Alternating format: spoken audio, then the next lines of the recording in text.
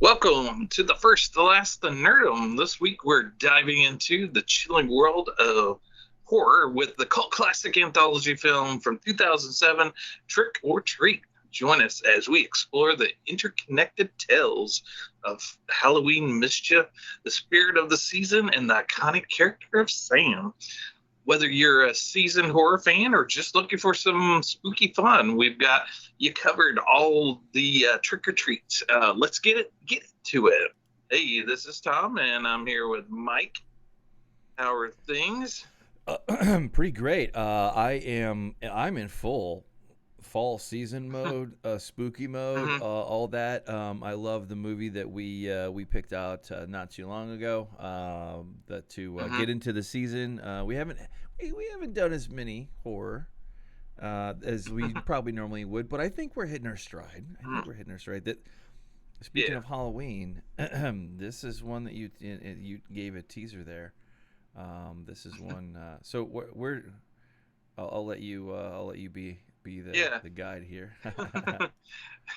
No worries. Yeah. So I did also want to, there's been some controversy in our community, and I just want to be upfront and just tell everybody, no, I've never worked for McDonald's. I just wanted to get that out there, and you know, just to quell the rumors and the whatnots. Right on, right on.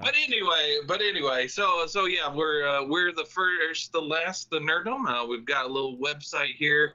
Actually, YouTube has a little website that we're on, and we have several different videos. Yeah, if you're coming to us for our horror content, we've got plenty of it here. And just last week we talked about Salem's Lot, Stephen King's Salem's Lot, and we talked about whether or not it's a flop or not. Just give that a watch if you're interested. Also, we got some socials. I'm on Reddit. We do a little promotions there. Sometimes Reddit's not always nice to us. We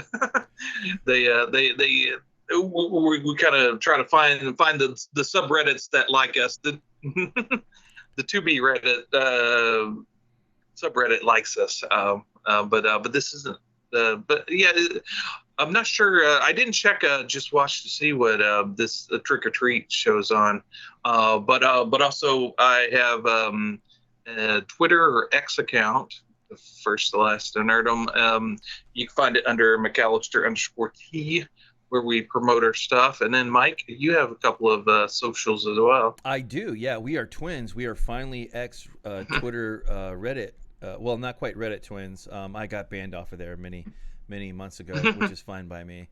But yeah, I'm ML on ApeIt_Ink. APEIT_INK. I'm also, you can find me on my longer form, a little bit heavier content, mostly fun things that I like to roll through, but I'll write about current events or whatever. You can see my homage there, a little bit of a teaser to where we're going to be going here on the next couple weeks, but it's going to be a surprise. So we're going to hold those cards to our vest, and I will turn it back over to you, Mr. Sir. So thank you.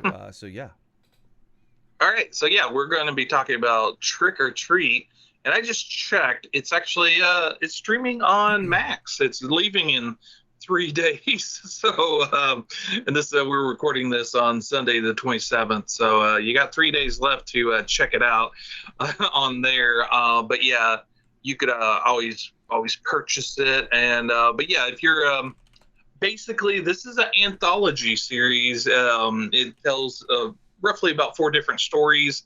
It does it a little bit differently, but the stories all take place on Halloween, a Halloween night. And it's kind of interesting because there's a story with a group of children trick-or-treating. There's also a story that focuses on young adults, and then there's a story that takes place about an older guy, and then an elderly guy. So it's sort of almost like kind of the different phases of people's lives, kind of snapshots of how Halloween may affect people, and sort of because like with the young kids, it's all about getting going trick-or-treating and getting the candy and playing pranks and whatnot. And then the young adults, it's all about partying and whatnot. And then when you get a little bit older, it starts to get to more kind of reflections on Halloween's past. So it's kind of interesting, sort of a time capsule of different periods of time in people's lives. But it also tells a little interesting story. Have you seen this before, Mike? I did not know this existed when you picked this one out, my friend. I was surprised. Yeah, you sent it over, and I was like, I thought I had seen it before, but I realized after I had watched it, what I thought I had saw. It was PlayStation had a game with a little kind of character that was like a little kind of loosely resembled this cute looking character that we have that's on the screen. If you're our video listeners or video watchers, you'll see the Trick or Treat logo on the screen, a semi cute thing. But yeah, I thought I had seen it, but I had not. So this was a surprise. So yeah, so you said this was for and it was for interwoven stories. How did that happen? I guess. because Well, this it did not it was some of the scenes were humorous. I think they were meant to be on purpose, and of course there were shocks and scares and you know the usual horror fare. But I noticed that it kind of reminded me a little bit of, you remember back in the day when the Simpsons did their Halloween special, and then they would have like a few mini stories kind of rolled up. That's kind of like what this felt like. The difference being these are more intertwined, I believe, than like a Simpsons single one story, another story, beginning to end, beginning to end. Yeah, those Simpsons ones were always my favorites. The Treehouse of Terrors was their thing. But yeah, the thing with horror and anthologies is a big thing. There's some people posit the idea that only the only true horror story is a short story, because to make a horrifying thing that's sustained horror, you can only kind of do it in small bites. If you do it like through a whole novel or a whole movie, you kind of have lulls, and you can't have it horrifying through the whole thing.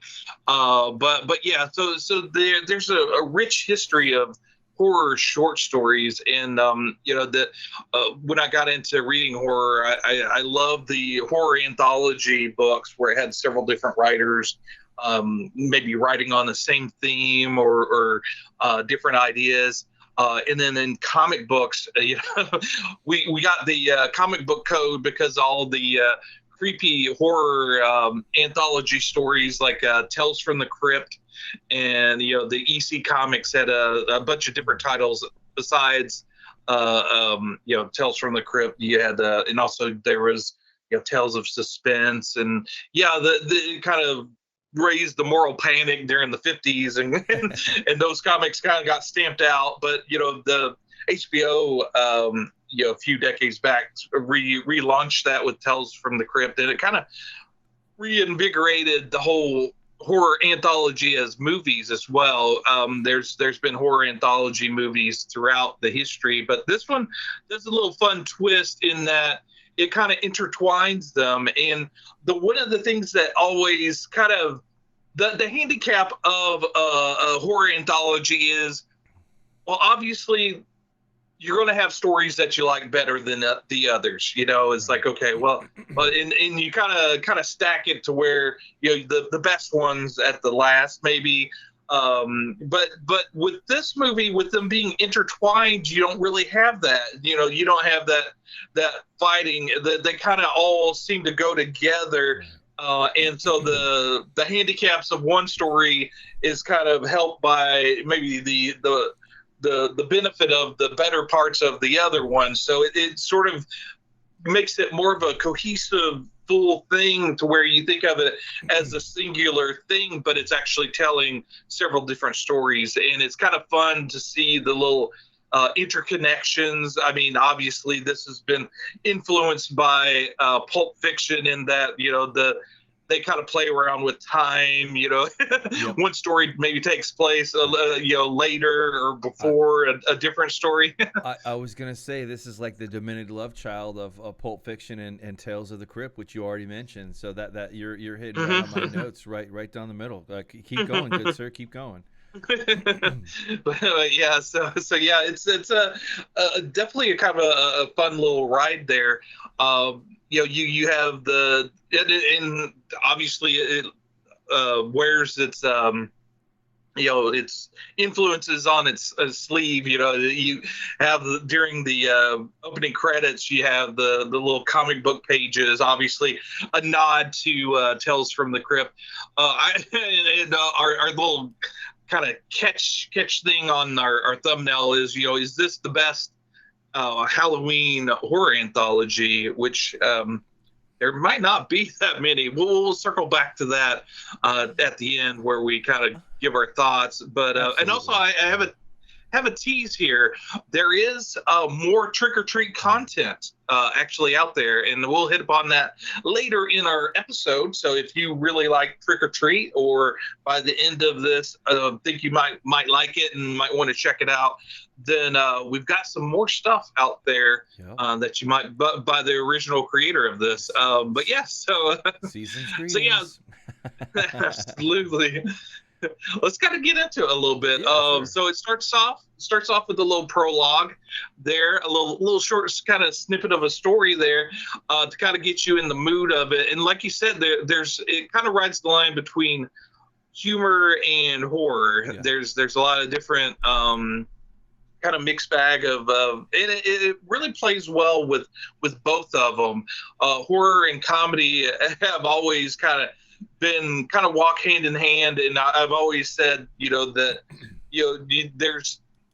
there's sort of a fine line that you have to kind of run with both with horror and comedy, where you could actually you want to take it to the edge, but it's very easy to go over the edge of one way or the other with both horror and comedy. And when you mix both of them, you're really playing with fire, because things could go wrong very badly. Yeah, absolutely. Yeah, and you see that and that I love that that's part of the world building. When they're slowly pacing out, it's beautiful because there are no borders from the standpoint of like where you clearly move from this. I mean, you kind of get used to it after a little bit, but they're not clearly delineated on who you should pay attention to or who you're not. So I think they did a very good job of kind of weaving those in. There are some kind of hard points that you kind of are cued in to, like we're into the next kind of thing, but the way that they weave them all in, I wouldn't say it's quite as well as Pulp Fiction, but it certainly it certainly does more right than wrong when it shows you the story and introduces you to the main character and the like you were mentioning, the prologue and kind of like what's going on and how the world is set up. You're loosely getting the rules of the world kind of a little bit like I kind of joke with there are rules to horror movies if you are of that mindset with that. But I'll let you continue to walk us through. Yeah, so it is it's supposed to take place in anywhere America, but it's supposed to take place in Ohio, was it? Yeah, I think it was Warren Valley, Iowa, but yeah, flyover country. Essentially, Iowa could be stand-in for Pennsylvania, maybe even Wisconsin, or whatever. Iowa, you get the point. It's supposed to be small town kind of feel, aesthetic, and it definitely plays to that very well, I think, for how you're introduced to things. Absolutely, and when it was actually shot in Canada, which Canada kind of stands in for a lot of different places in America, which it does a fine job of it. There's it says that there even in the little in the credit scroll at the beginning, opening credits, they mention forced tales of horror, and like you said, that they're all kind of interwoven, so that you don't know who's really. Sometimes you don't know who the story is. Who you should be focusing on for the story. Right. It's like, okay, who's the players, in this particular story. So it's kind of fun trying to figure that out. My breakdown is, okay, you have the prologue where you get introduced to the couple, and it's sort of like a quick little horror bite, and then you have the what I call the evil principals story, and which he kind of mixes in with some of the other stories as well. And you have the kids story where they're out going trick-or-treating and maybe up to no good. And then there's a group of young ladies that are out for a good time, a party night, picking up some guys and having a party in the woods. And then at the end, there's a story about this old man and his night of horror and on Halloween. So that was sort of my breakdown of the various different stories. And as far as the effectiveness and the entertainment of them, I think they all kind of work well. I think they did well with putting the old man story at the end, because I think that's probably the strongest, and it kind of ties a lot of the various story plots together. We won't get into spoilers here at this point, but yeah, you had four distinct, and you kind of, I mean, you once you've watched it, you fall in. But if it's a first watch, you're not going to have any difficulty, though. I would say you kind of get the laying of the rules down in that first story, where it's the young couple, and I believe Emma is the character name. I think that's what her name is. And she ends up becoming a lawn ornament, but I'll just leave it there at that. I don't think that's much of a spoiler, but it definitely sets the tone for this thing. And apparently, I had to read this after the fact, so I'm not going to pretend like I knew all. But apparently, that was all you. I guess it's implied, but I didn't catch it. Was one of the rules of honoring Halloween is you leave the jack-o'-lantern lit. So if it goes out on its own, that's fine. But if you don't, then you disrespect or you dishonor this and what do they call it? They call it, starts with an S. I think you kind of said it before, but I didn't catch it. For some reason I didn't write down my notes.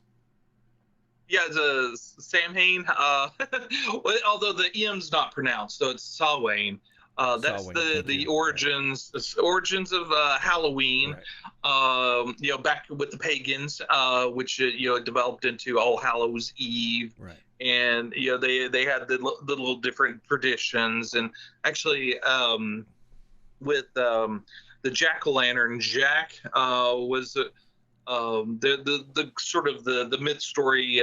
He's a trickster and tricks the devil out of sending him to hell. And in Ireland, it was a turnip instead of a jack-o'-lantern that he used to light up. But when the people came over to America, they go, hey, that pumpkin works a lot better than this old turnip. So that's how things got transferred over. But yeah, so it's a good time to talk about Sam, the horror icon in this movie. Right. He sort of enforces the rules of Halloween. And like you said, it's not very explicit on that. So you kind of have to read into it a little bit, and some of the cues of it, but yeah, Sam is he's a little guy, and he's actually portrayed by a young boy. They wanted the movement of Sam to mimic the movement of a child, and you can't really do that with a little person. A little person is going to move like a miniature adult, as opposed to a child. Child has sort of a kind of a effervescent kind of movement to them, so they wanted to get that. And actually the boy that plays Sam, you can actually see him in one of the stories. He has a little cameo as they call him Peeping Tommy. He's peeping into the dressing stalls of the young ladies. So that's the little Sam unmasked.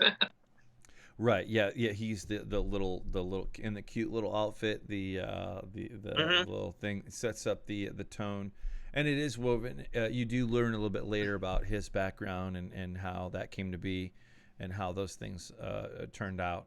But at first, he's very disarming, and that's kind of the point. It kind of Yeah, I love.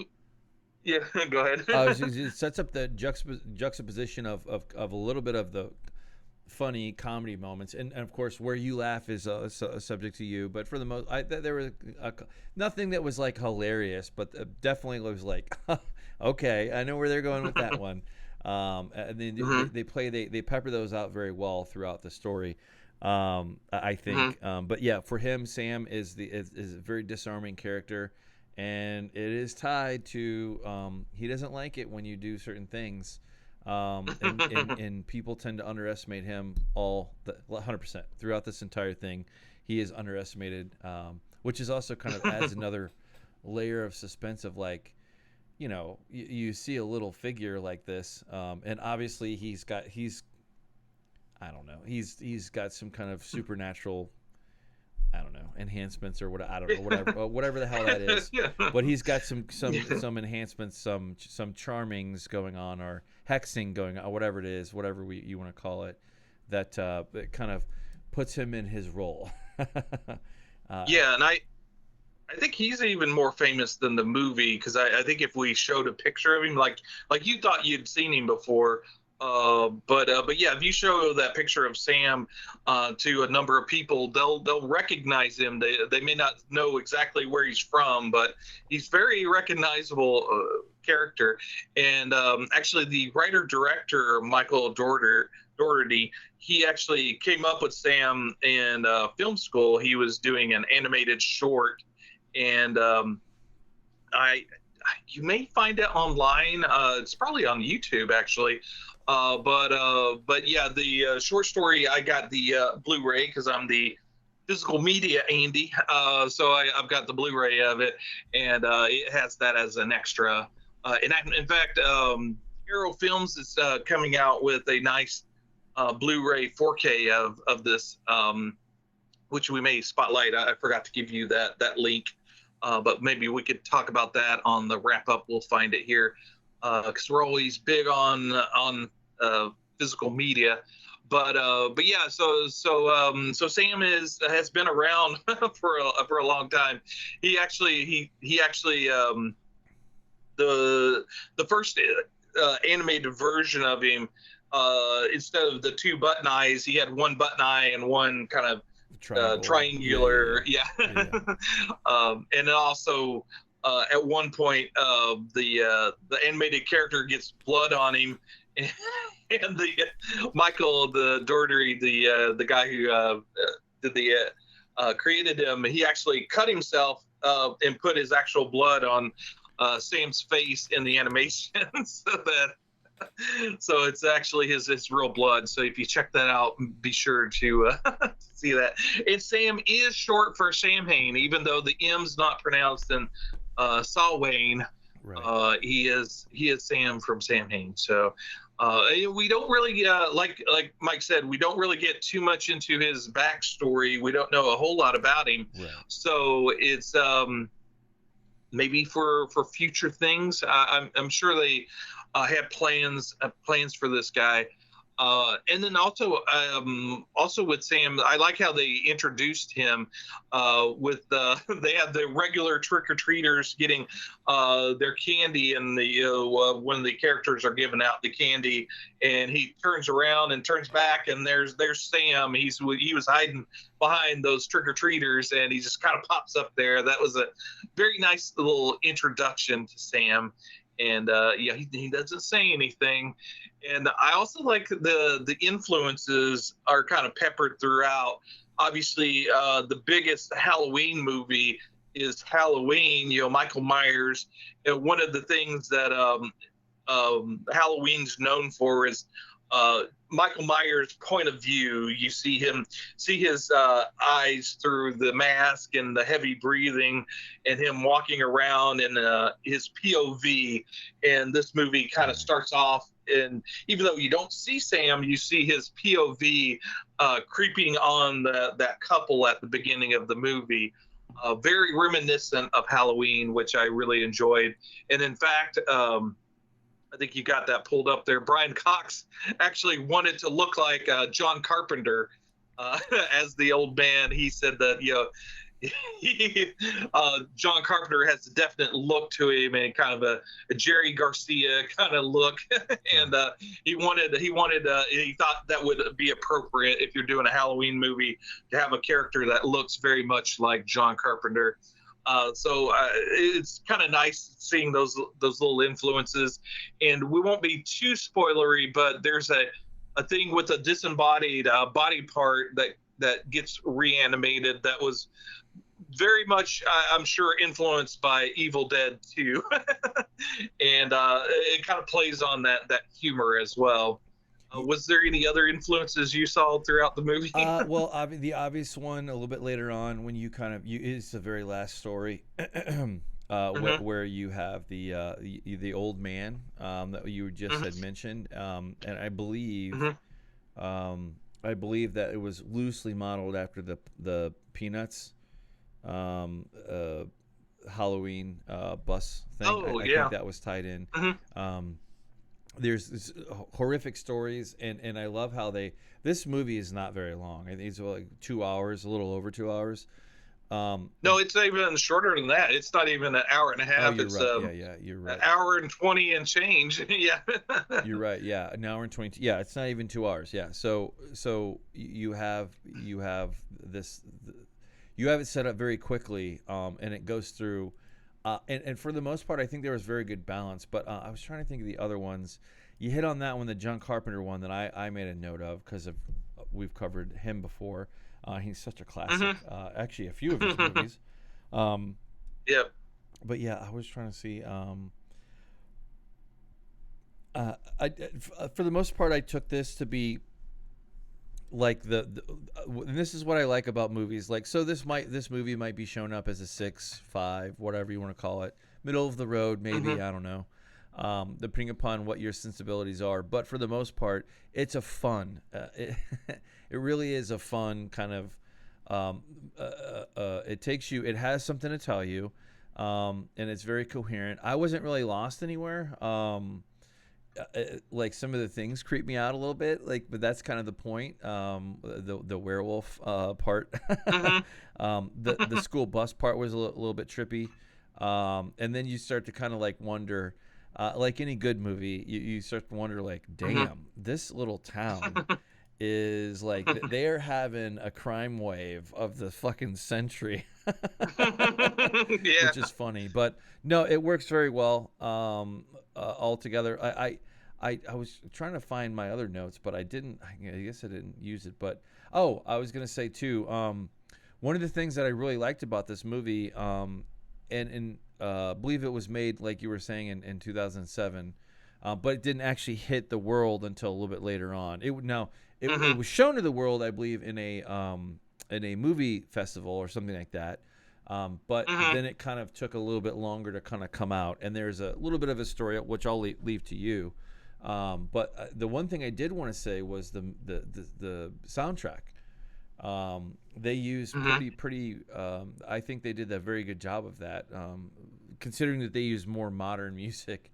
But some of the, if you were to take away some of the music from the film, it would not be as impactful as it was. I was impressed by that, and so they did very well with that. A little bit darker than I had cared for, but not from the standard of horror or gore, just from lighting. But that's kind of kind of like, not everything's going to be equal. I tend to like my movies a little bit brighter and wider and whatnot. Because I've been kind of killed by the darkness phenomenon with more modern HBO things. But that's a minor gripe. Yeah, and I'm glad you pointed it out. It's very much a 2000s movie. It Yes. really, Right. it's got that vibe. It's very much enriched by the 2000s, and the 2000s was kind of a dark. Everything's kind of tinged blue. If you look at anything during the 2000s, it's always has that kind of bluish tint to it. But yeah, I gotta say, I love the 2000s. I love the 2000s aesthetic. I mean, 90s late 90s bleeding over to the 2000s, that look of Buffy the Vampire Slayer, Angel, those type of things. Yeah. Little nods like that all over. Yeah.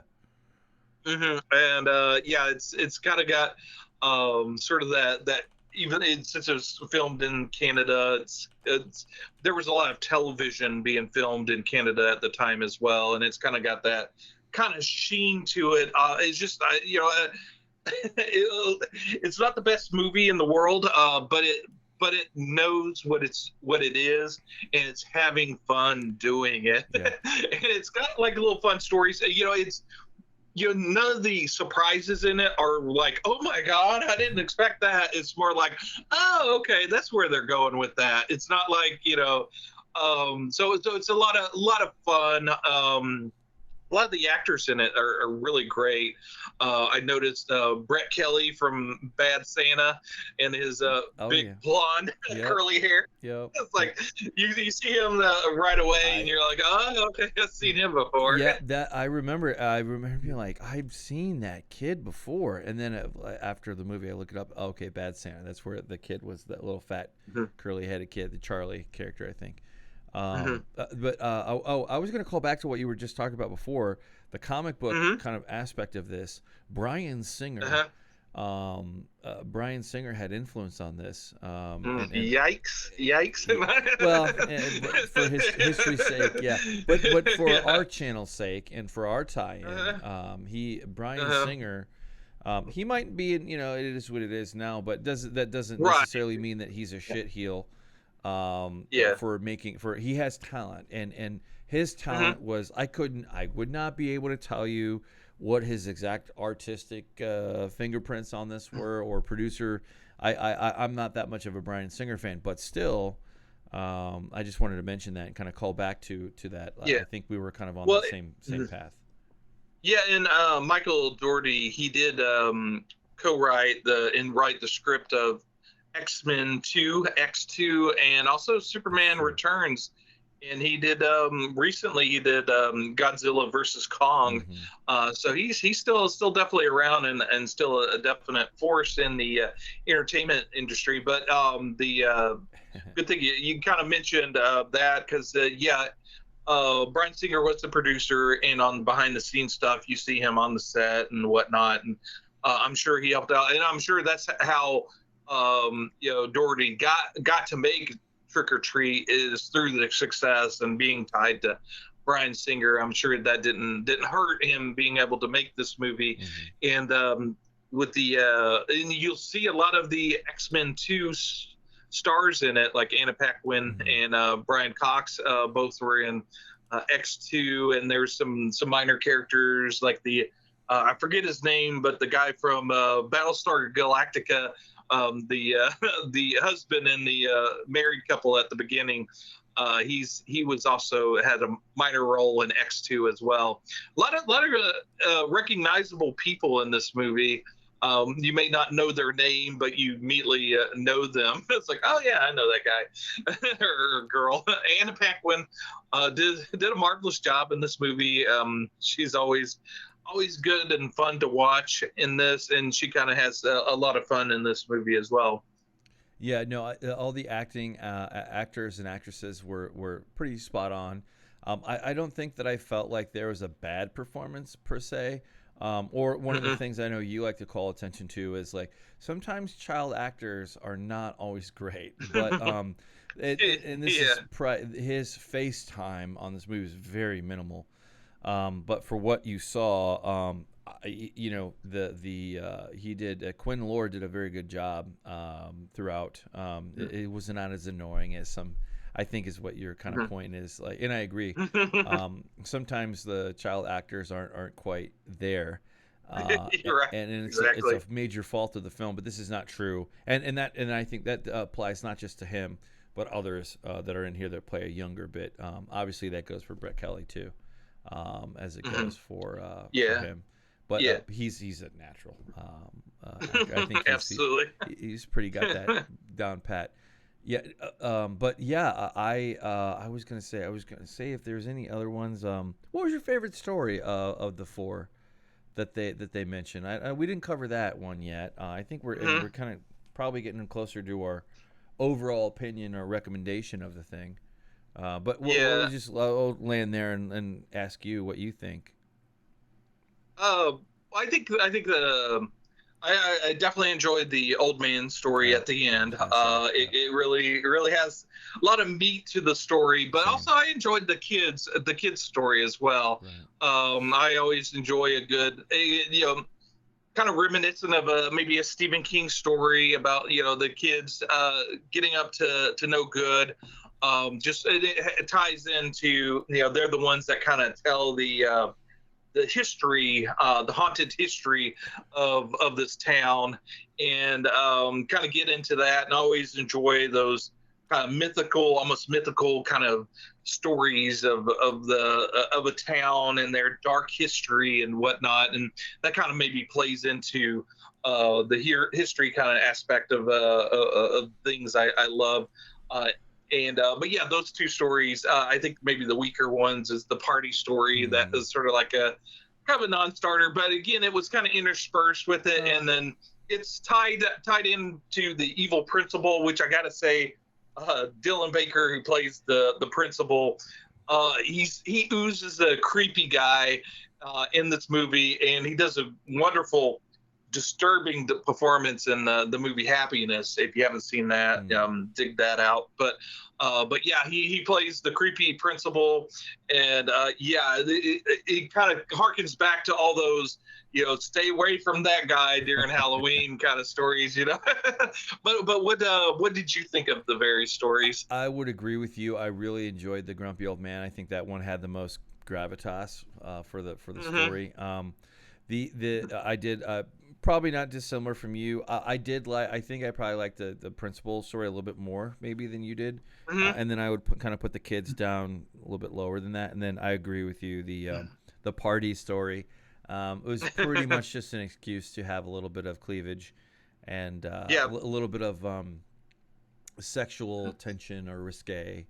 But when we say this, it is nowhere near as bad as the era. Right. It is very much ABC Friday night family movie, kind of. But they Right. sprinkle it in there. But even saying that it's the weakest part, I think maybe undermines the overall. It artificially lowers it down than it probably should be. I certainly wouldn't give this a 7. But I think this 6, 5 or 6, depending upon where you're going. But that's the thing is, it's not that it's an award-winning movie in my opinion. Well, I'll wait, and I'll let you kind of roll up on the final, because we might not be there yet. But I'll let you. I don't want to wrap things up too early, but and it's very much a 2000s movie. If if you lived through the 2000s. Everything was edgy. There was a lot of edgy jokes, and taking everything up to a line and maybe crossing it a little bit. Yeah. So this movie kind of suffers from that as well. They do have a little TNA, and I did listen to the commentary on it, and Michael Dougherty, the writer director, he did say, that when they were filming the party scene with the girls, that everybody, that no one missed out that day. No one called in sick. Everybody showed up for work that day. So, so that kind of tells you, mostly a guy crew. So yeah, that was, and he also said that during the test screenings, the audience got little cards and they filled them out, and maybe indicative of the times, one of the commenters, he drew a couple of boobs and said, "More of these." And so that was sort of the audience that they were doing this for. Classic. So yeah. I agree with that. Yeah. Yeah. Kind of rolling up almost towards the end. We did want to talk about. We teased it earlier. There is a Kickstarter for a graphic novel called Trick or Treat, Witching Hour graphic novel. And Michael Dougherty, the writer-director, is involved in this. He's, I believe, writing some of the stories on this. And so, yeah, there's a trailer. And, yeah, so if you're big into Trick or Treat and aren't aware of this yet, definitely check this out. It's got a lot of various talents to it. Yeah, go ahead. I was gonna say, this has legs. This might have lied dormant for a while, but I will be very curious to kind of check in on this once in a while because I'm not aware of any cult classic kind of feeling around this, but there definitely is a strong Halloween. There are just people who love Halloween. And I think this one serves them up all the best parts. Not the best of the best parts, but they're good enough. This is I think. Well, I'll wait there and I'll let you plug this. So this is the beautiful part about this thing. If you want more, and I think this is a world that certainly has more to offer for sure. And from my understanding, our background check on this thing was that this had been decades in the making, from the first little kernel of what this could be, as it kind of evolved and progressed on until people had enough money to make the thing. So I'm kind of excited from that standpoint. Probably not. Yeah. It's not going to be in the front row of what I'm excited for, but it is something to check in on for sure. Yeah, and definitely. And obviously, with all Kickstarters, there's a little asterisk there: buyer beware. Sure. It's not a guaranteed product. If you click that, you'll go to the Kickstarter page. But yeah, it's you're funding this, so there's always that risk of them not fulfilling their promise and it not coming out. But with they've raised quite a bit of money on this, obviously, and I'm sure it's going to get printed. And Legendary Comics is doing it, which is the film company.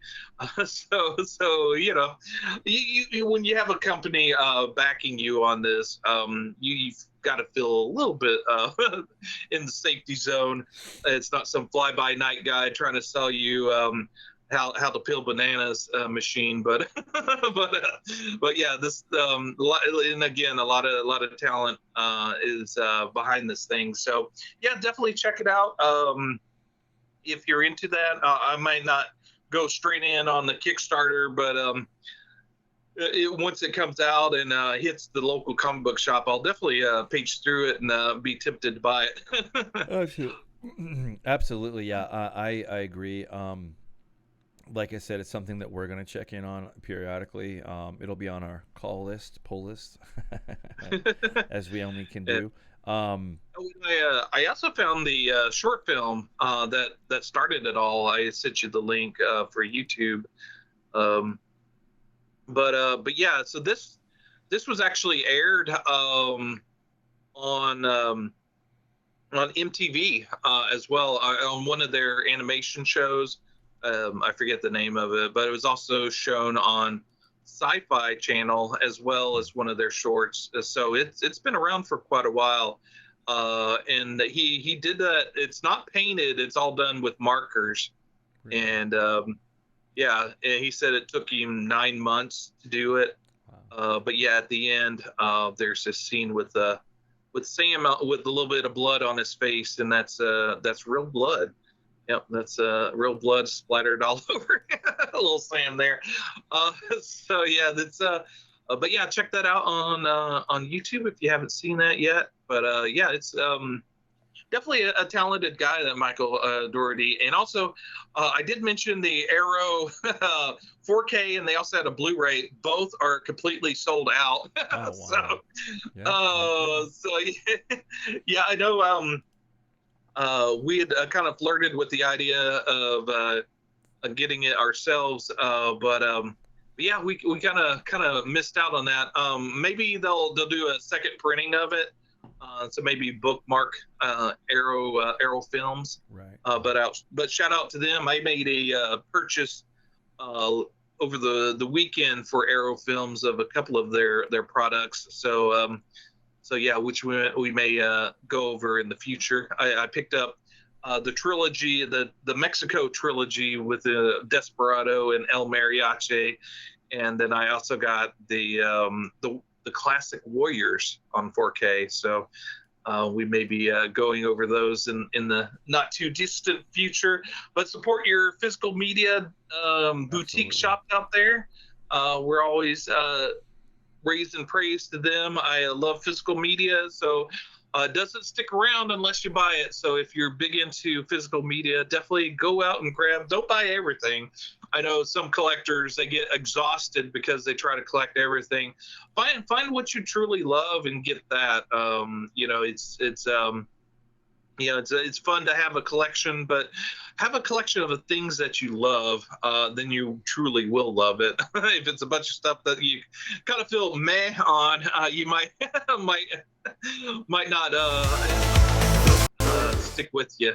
But yeah, I think we're kind of getting towards the end. Was there anything else you wanted to talk about before we wrap things up? No, I'll just give my final thoughts now, if that's okay. Yeah. I was just gonna say, for me, we recently kind of went across what I guess I would call mood movies, right? So like if it's anywhere in October and you're feeling a certain kind of way about Halloween and you want to get in the mood. I think Salem's Lot, the one that we did the other week, is tip top. That is perfect teed up movie for this time of year. If you want an even more perfect one, depending upon your mood, this is one for you. It is a love letter to Halloween. It's written in blood and sealed with a jack-o'-lantern grin.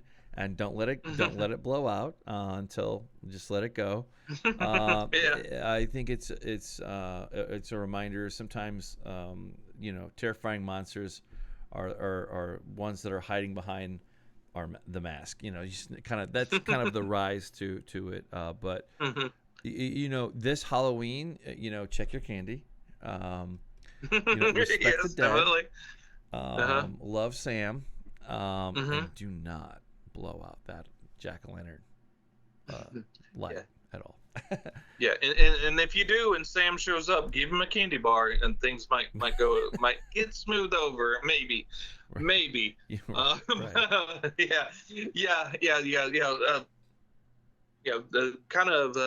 Start research your Halloween pros and cons and rules. Because Sam will check you on them. He'll definitely check you on them. But yeah, it's a fun movie. I kind of jokingly said, "Is this the best Halloween horror anthology?" Because there's not many Halloween horror anthologies. The crazy as that sounds, you'd think that there would be tons of them, but there's not. So this is really by default the best one. Outside maybe if you like you were saying, the Simpsons Treehouse of Horrors, that's probably the pinnacle, the tippy top, maybe not the most recent ones, but the classic Simpsons ones definitely probably are the go-to. But yeah, this is a fun one. You could throw this on while you're handing out trick-or-treat candy. Yeah, exactly. Be a kind of a fun one to watch. Maybe maybe cue up the TV friendly version, because I think you get a flash of boob at one point during the movie. Yeah, but yeah, that's yeah. I think we saw different versions, because I saw a more truncated one for whatever reason. But that's kind of that's a skew because of the way that the thing was released. Because there's a couple different, more direct to TV. Anyway, go on. Yeah. But yeah. So, but yeah, this kind of whets your appetite if you hadn't really seen many horror anthologies. Definitely kind of look those up. There's plenty out there, and a lot of great ones. Like I said, the thing with anthologies is there's always going to be some stinkers. There's always going to be some great ones. So it's a mixed bag. You get your tricks and your treats in a thing like this. So yeah, it's a lot of fun. It's one, like Mike said, I hadn't heard about it when it originally came out, and it was something I found later on. I didn't realize I had the Blu-ray for it because I was going to get the Arrow Blu-ray. I'm glad I actually had the Blu-ray because it sold out before I had a chance to buy it. But yeah, so yeah, definitely check it out. If you have checked it out and you're with us so far, let us know what your favorite story in this was, and tell us how we're doing. And also, I guess it's a good time to kind of hit back on our socials here. Absolutely. And again, there's Arrow. But yeah, you can check us out. If you enjoyed this video, again, you can watch our other ones. Again, we went over Salem's Lot last week, and actually, I noticed Red Letter Media kind of copied us, and then their most recent video, they go over the best horror from this year, and they went over Salem's Lot. It's in their top horror of the year. I think it was number 7. Right. So yeah, fits. Yeah. Their opinion kind of matched up with ours. It was good, but there's they kind of crammed a bunch of stuff into it, so it's not the most cohesive thing in the world. But yeah, you watch our video, and then if you're so inclined, maybe check out Red Letter Media. I know they need the support. They're not as big as us, so but yeah, just kind of go through our videos. We do a bunch of stuff. We do horror. We also cover a bunch of sci-fi, comic book movies, comic books. We recently talked about The Penguin, which is that one's kind of blowing up on Max as well. Beautiful. A lot of people are talking about it. But that's a great show to fall into. I was going to say, and occasionally we will threaten you with video game news or playing. Although that is we do threaten it. So I'll leave that one to lie. Yeah, and then also, if you're still in the Halloween mood, we did also cover The Innkeepers, which is about a couple of ghost hunters, and my sister Claudia kind of came in and guest hosted with us because she's a bit of she dabbles in the ghost hunting as well, so she gets her perspective of ghost hunting. So yeah, if that sounds like something in your bag, check that out as well. I'm also on Reddit. We'll be posting this. I'll have to find some Reddit that might be okay with me promoting this on. And then I'm also on X as McAllister_T. I'll be promoting this video, and then I just throw out kind of occasionally random thoughts. Like I found the Seinfeld characters in a comic book recently. I had to post that. That still gives me a chuckle. But yeah, and then your socials, Mike? Yeah, I am also his twin on X, Twitter. You can find me ML or Mike, but I just go by ML. ApeIt, ApeIt_Ink, INK. That is primarily named after the publication, which I'll also mention, which is my written form, longer form, shorter form, things I find cool, heavier content sometimes, current events, politics, things that make people snore and bore, but also a little bit of a dash of entertainment. But yeah, for sure. But more importantly, would love it if you could like, comment, subscribe to our main video. We're at 416. It would be really great to get those numbers up. But that's okay if we don't. We're doing this thing because we love it, and we surely love it when you watch. So I'm really looking forward to see how people take this one. Yeah, definitely. And I hope you guys have a wonderful Halloween out there. This is our big Halloween. Normally we do a whole month worth of Halloween stuff. We didn't quite hit that this year, but I think we picked a good one. It really kind of represents Halloween. Halloween's not supposed to be very serious. It's supposed to be fun. We're supposed to just have fun with it, and that's what this movie is. It's fun. It's Yeah. not anything you have to take seriously. I wouldn't put this in a serious discussion of serious horror movies. It's just the epitome of 2000s and having a fun 2000s horror movie. Yeah. It's just fun. Yeah, I would say I would normally be in a little bit more festive Halloween mood, but my kiddos are to the age like where they're essentially aged out. Now what's going to happen is I know one of them isn't going to care, but the other one is going to do. Mark my words, last minute, because I know what their ages are, and but one of them is at the age where they will come back to me and they'll be like a few days before Halloween, which I think is Thursday, Friday this year. Yeah. and what's going to be is like, can we please go? I'm hoping on that, but otherwise, I'm kind of sundowning, which is a linking a nod to our next thing that we might slip in here. So pay attention to that. Yep. Comment if you know what we're talking about, if you watch this one and the next one, and you can connect the dots if you're that kind of smart guy or gal. But I'll leave it there. This is just kind of fun.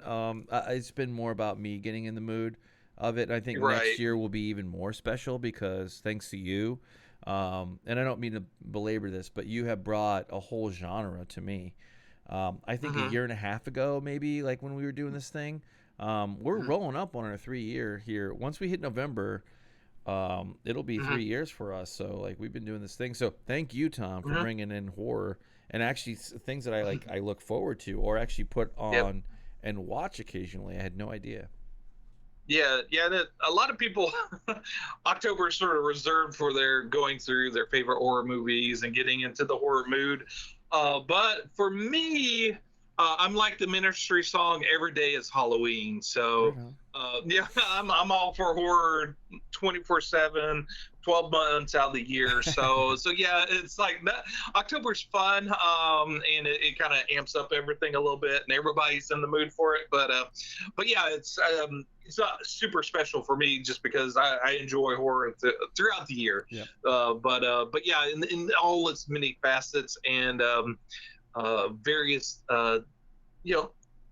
throughout the aging process. Another wink too. Which is fun.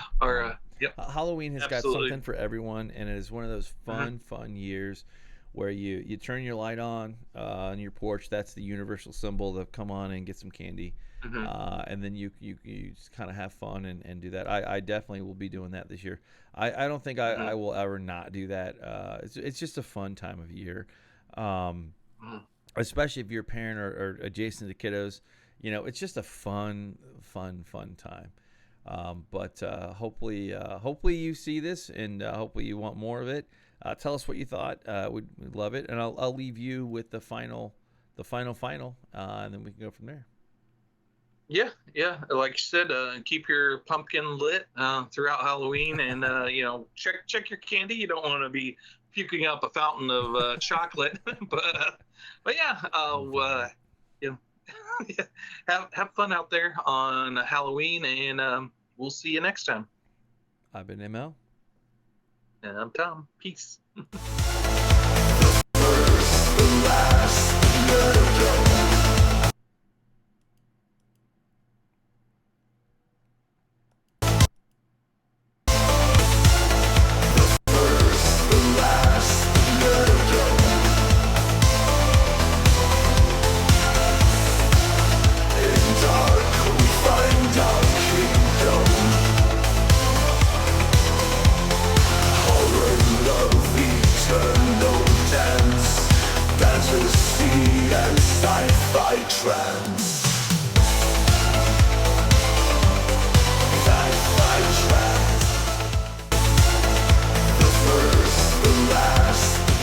Ugh.